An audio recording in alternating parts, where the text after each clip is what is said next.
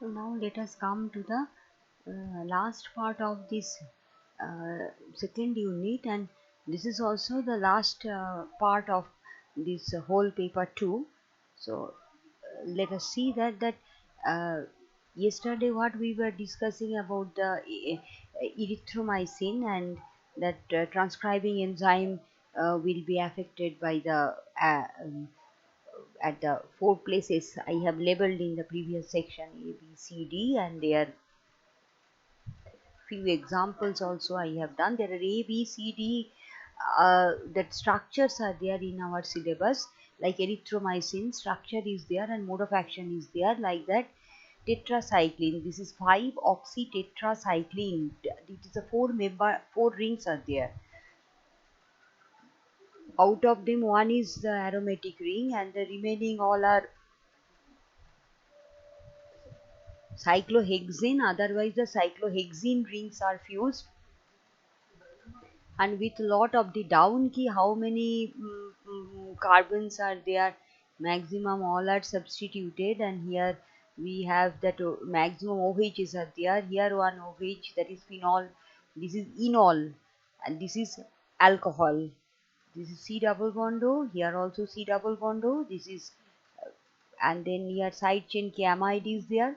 Top side key, like rifamycin, here one OH is there, and here N is there, N-Me2 is there, tertiary amine is there, and then here actually there are four places are there, R1, R2, R3, R4 I have labeled.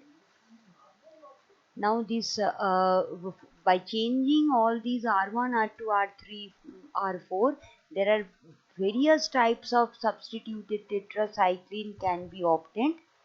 So we will focus only on the most popular one, where R1 is equal to OH, R2 is equal to, means which is the above the plane bond, that is OH, R3 is equal to CH3, and R4, that is aromatic ring key, that is only one OH is there, R4 is equal to hydrogen.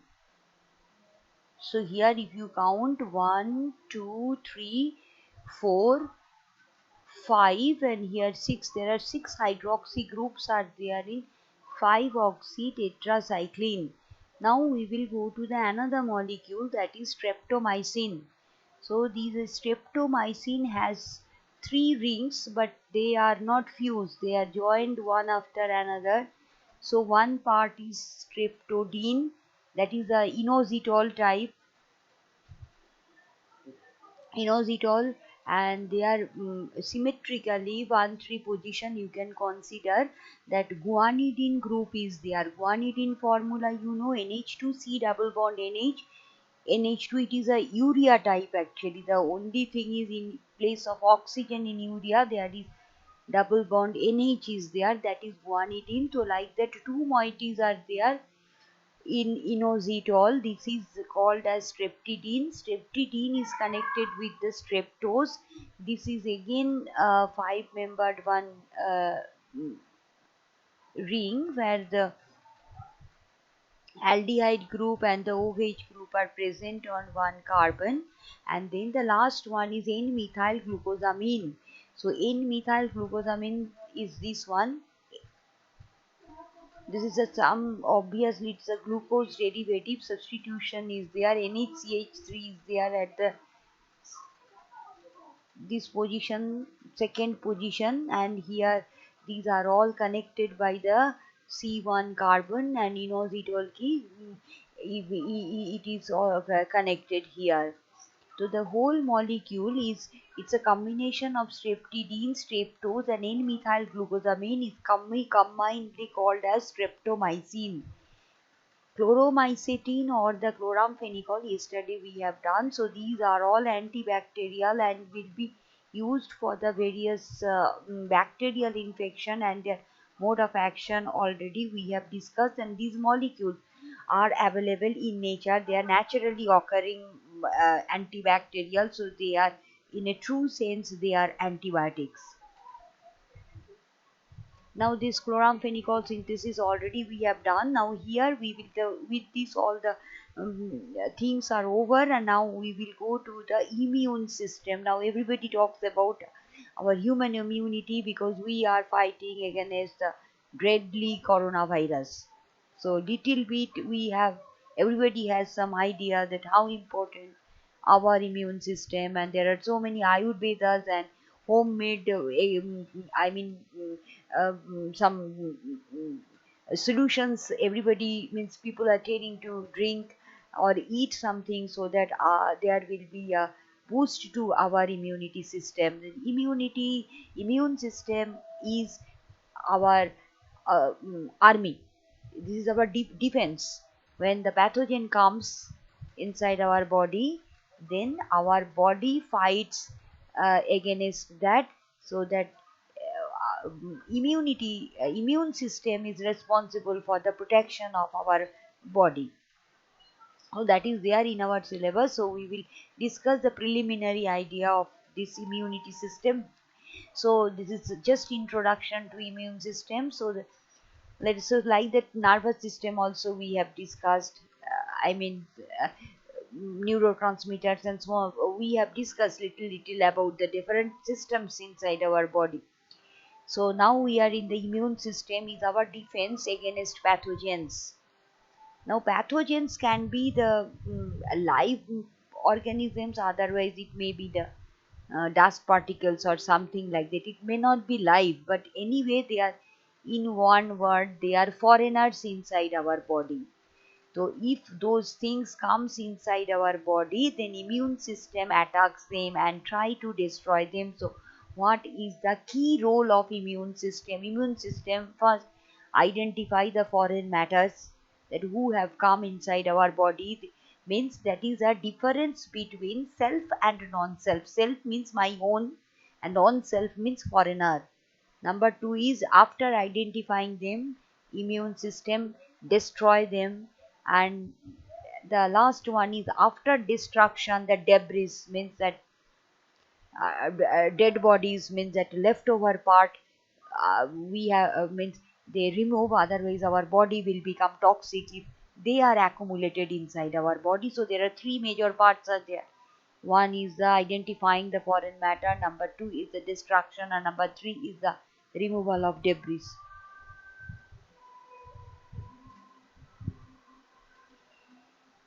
Now immune system is have two things. One is the external immune system and another one is the internal immune system. We are more interested about the internal immune system. So that internal immune system, external immune system means that is we can consider it as a, what I will tell, that skin, that our body, all over the body we have a protective layer, that is skin. That preliminary level skin also protects our body against attack. So that is external. Now internal, when it comes to the internal, then internal immune system is divided into two categories. One is the innate immune system and another one is the adaptive immune system. Innate immune system means they cannot be able, this is not specific, this is non-specific, means whatever foreign matter comes inside our body, they don't categorize them, and without categorizing them they try to destroy them and clean the debris. That is our first line, or the innate immune system. Now these immunes, who are the members, who are the soldiers of the innate immune system? Now these innate immune systems, innate immune system, there are phagocytes, they are, and the NK cells means the natural killer. You must have come across these words nowadays. NK cells.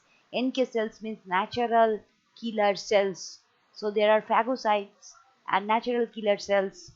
They do the destruction. They are preliminary. They are responsible for the if the foreign matters come inside our body. So under phagocytes, these are all WBC, different types of disease, blood cells, white blood cells.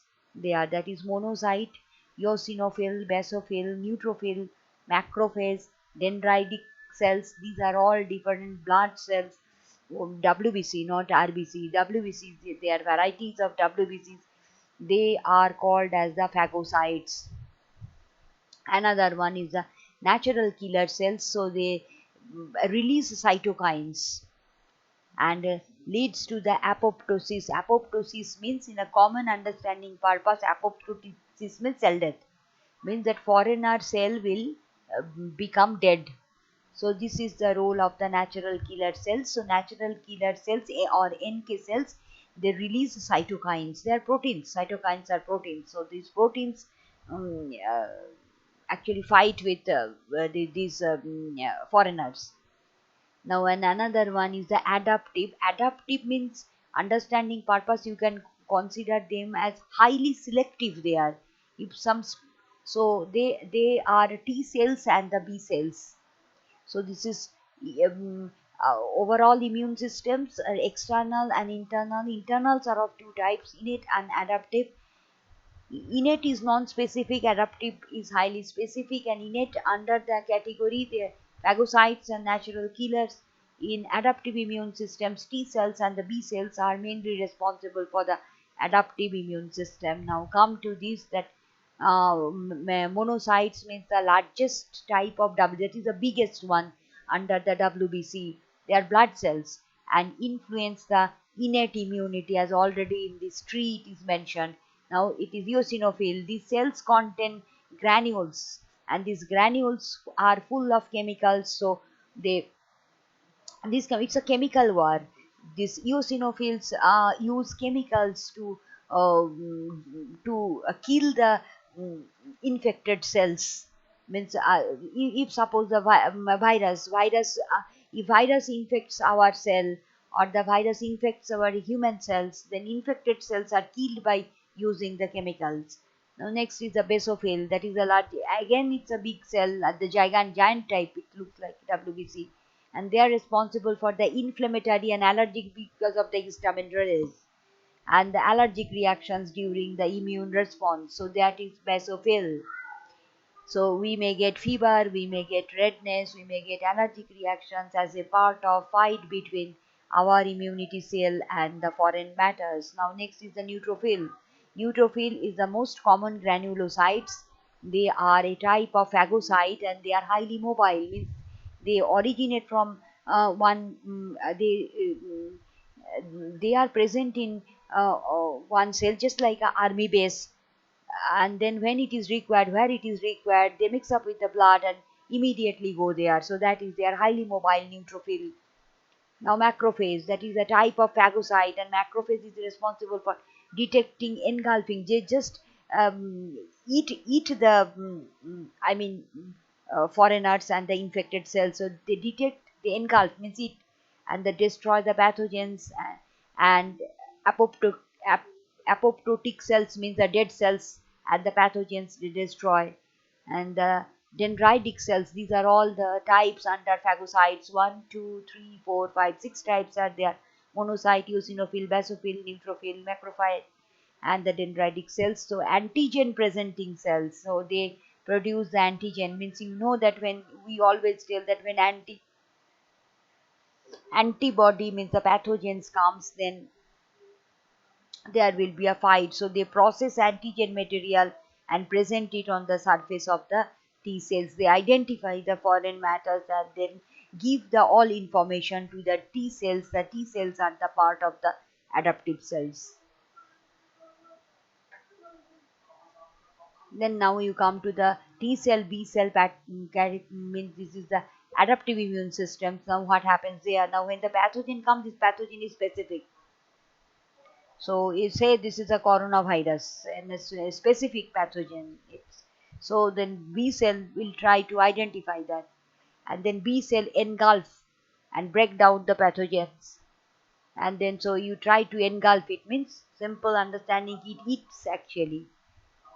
And then it breaks into pieces, and B cell shows antigen of the pathogen after eating. See that spike type 4 spikes I have drawn. So these are the that pathogens. Those are there. So these are all antigen of pathogen. Now it shows only the antigens. B cell has engulfed the complete what it is called the pathogen and showing the antigen. Antigen is nothing but a protein.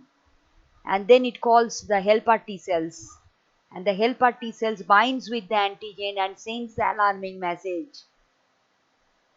And then the B cells are there are two types of B cells are there. So this is the plasma cells release the antibody and fight. Second is the pathogen. Means this is a specific means our B cells can secrete the antibody which is specific for one pathogen. That's what we are.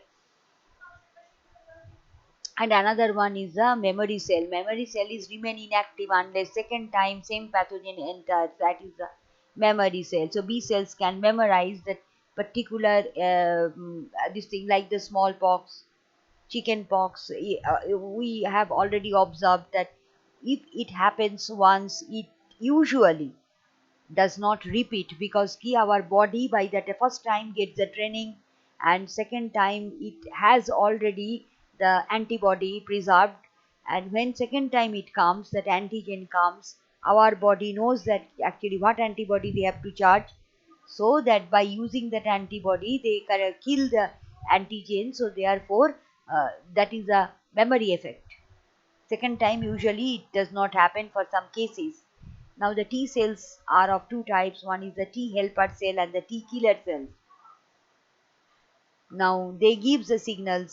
Varieties of all complex issues are there in varieties of steps are there, but we don't need. Overall we have that is introduction. So T helper cells gives the information signal that you know already we have discussed. The T helper cells interact with the antigen of this thing, pathogens, and then it gives signal to the T killer cells, B cells, and the macrophages, so that this pathogen can be killed, as well as if pathogen infects some our cells, then infected cells also will be taken care by them so that infection will not spread.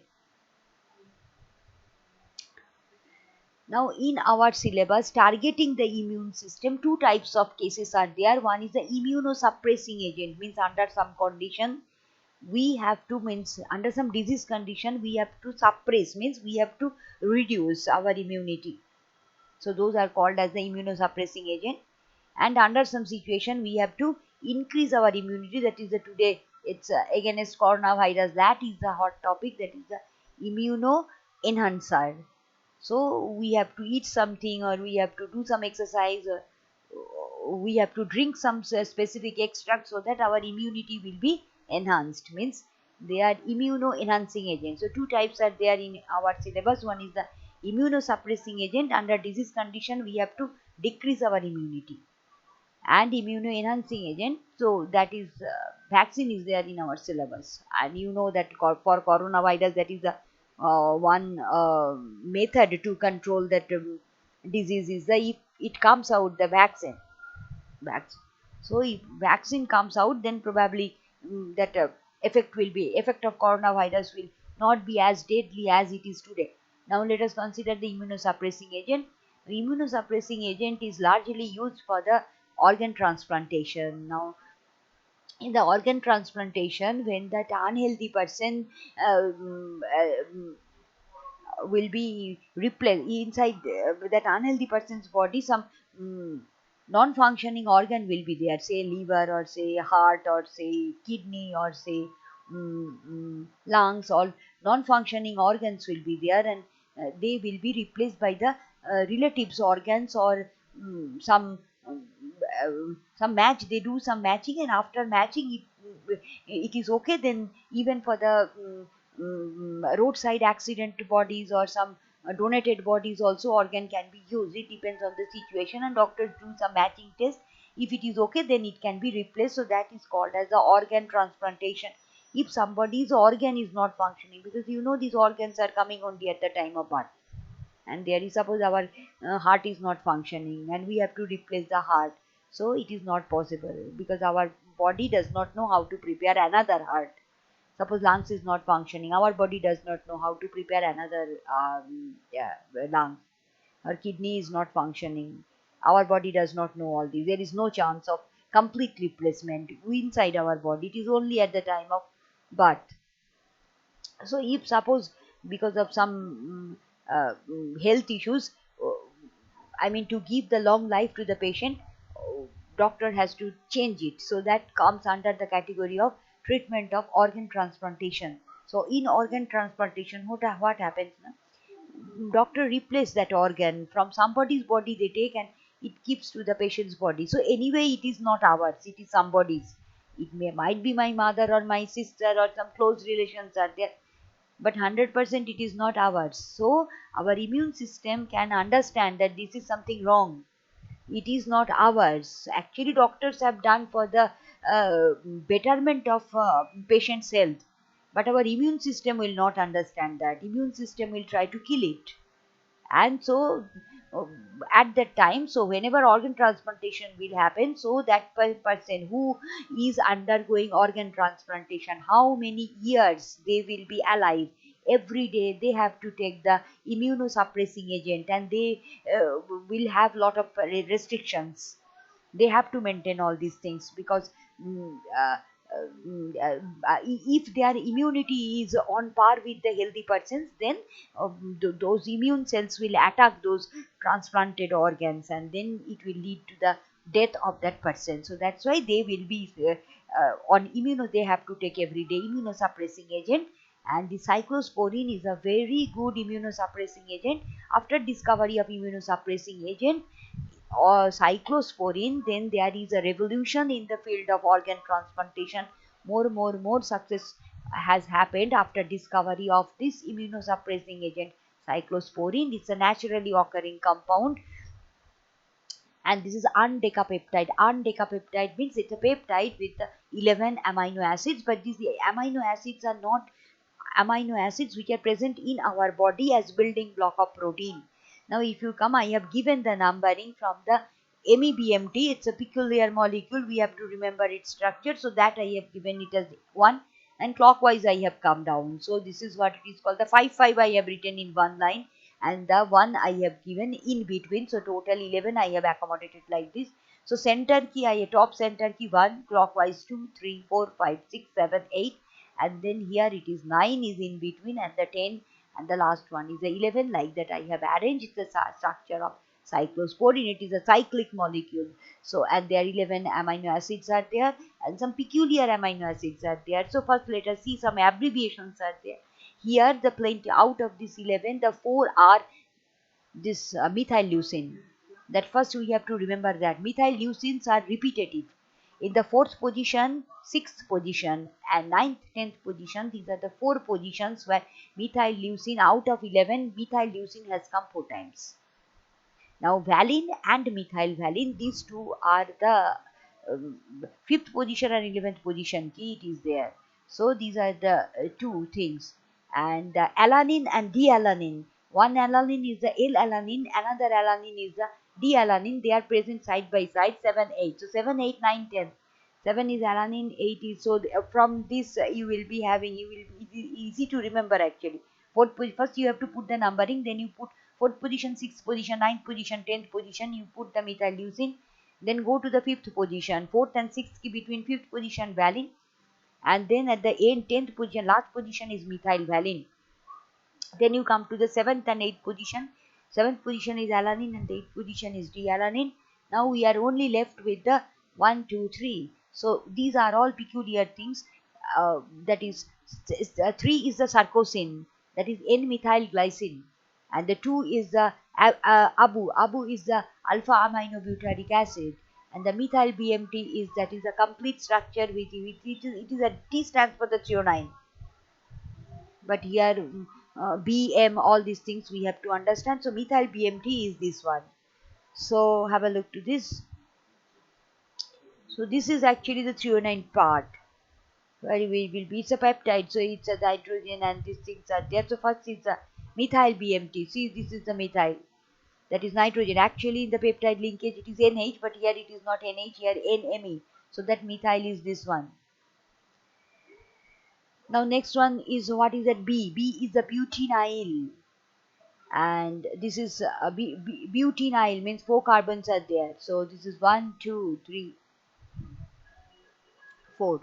So this is actually threonine. This is the threonine carbon. So you have to, this is the chiral carbon. CH2OH is there in threonine. So other than this, 1, 2, 3, 4. This is actually that, and here the double bond. Last you have double bond. So double bond is here. So this is actually 1, 2, 3. So if you put the numbering from this side, so this is the second position you have. The double bond geometry is E. So this is the butynyl part. 1, 2, 3, 4. 2 butynyl. And then what it is called, the that is at the fourth position. That is the chiral center is there. And N-dimethyl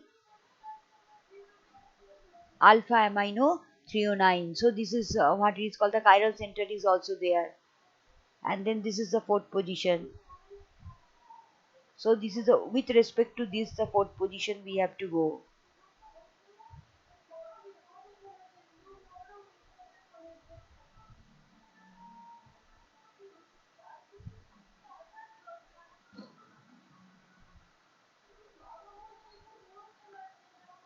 So this is the structure of, this is methyl BMT.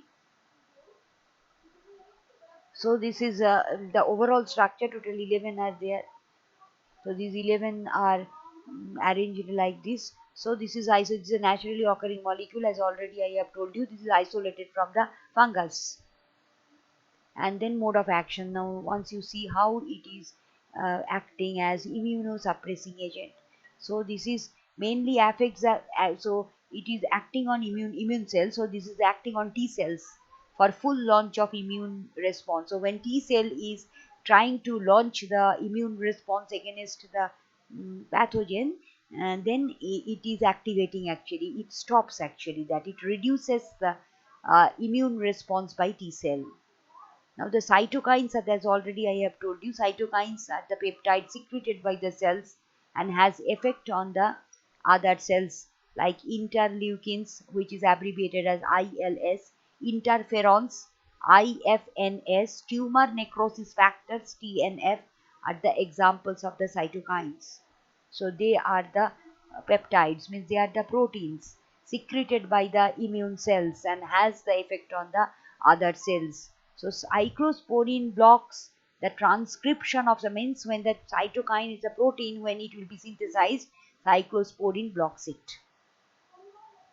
The cytokine gene in activated T cells, so that cytokine synthesis will be under trouble. So after diffusing into the T cells, cyclosporin binds to cyclophilin to form a complex, and which again binds to calcineurin. So calcineurin is responsible for dephosphorylation of NFATC T cells. So have a look to this, that what is happening. Cyclosporin is coming inside the T cells. Now it is undergoing the first complex formation. What is that? Cyclosporin cyclophilin complex.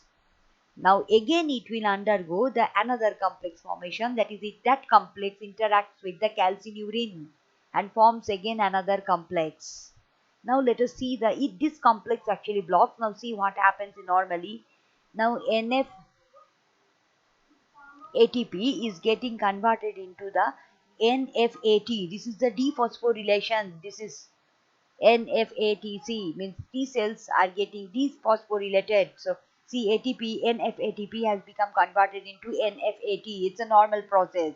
And the NFAT comes diffused to what it is called this one, interleukin 2. This is these are responsible for stimulation of the immune response. These all things are happening inside the T cells. Now, if this cyclosporin is there, now cyclosporin will not do this, not allow this dephosphorylation, means NFATP will not get converted into the NFAT.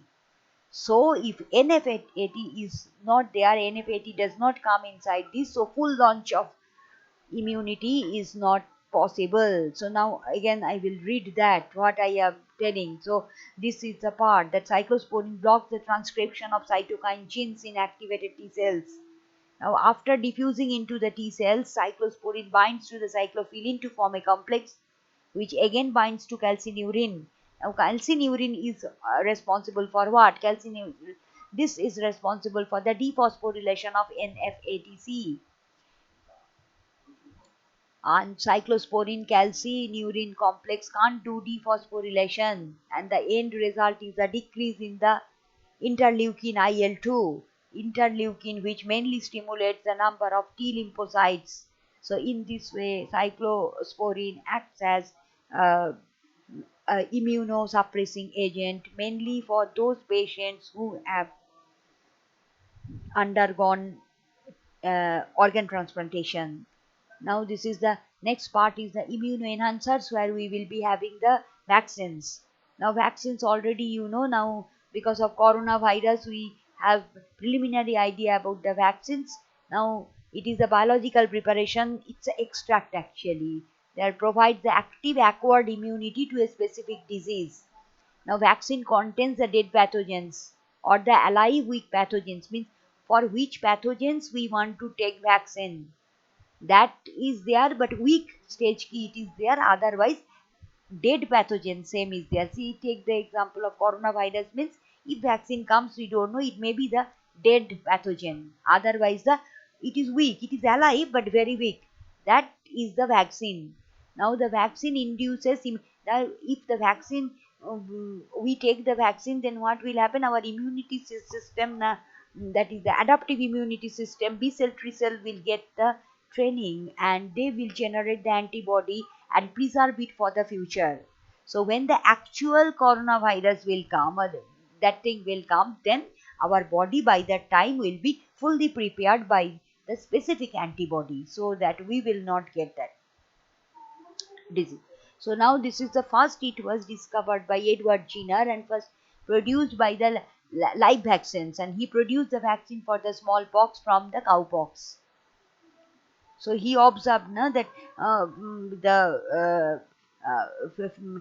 the female and male who were dealing with the cow which are already infected by cowpox, and that pathogen comes, if it comes to the male and female dealing with that infected cow, then they don't get the smallpox.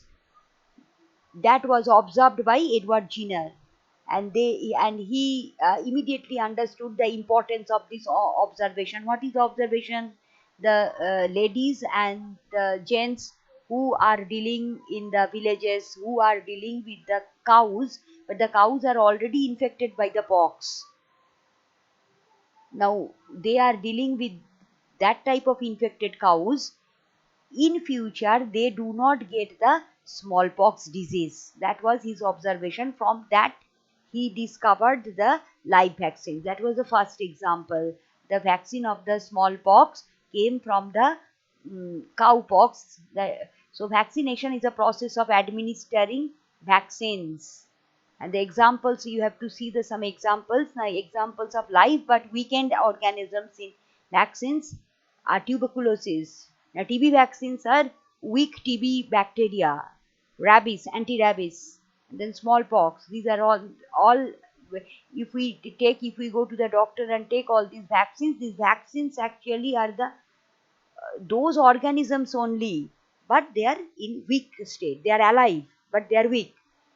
Now, examples of toxoid vaccines. If toxins of bacteria is the main cause of the illness, then vaccines against that is in the against diphtheria and the tetanus. So that is the whole bacteria is not the responsible. Bacteria secretes some toxins, and the toxins are responsible for the illness. So in that case, vaccine is toxoid. So bacteria emitting some toxin, so that a toxin is modified inside a human body and it gets converted into what it is called toxoid, that is the vaccine. Toxoid can be the vaccine, it is a toxin basically. In the previous case, that smallpox is an example of the weak live organisms. And the third one is a recombinant vaccine. That is the hepatitis B vaccine is an example of the recombinant vaccine. This was developed by cloning the gene, means the copying the gene. Cloning means, you know, the cloning means the copying the gene for the major surface antigens of hepatitis B virus, and expressing it in the that is recombinant vaccine. And the last one is the DNA vaccine. So these are the four. These in a, if you know, these, if it comes like a short notes, if you write this much, that is enough for chemistry students. Now the last one here, only the structure is there. It's a immunomodulator, levamisole.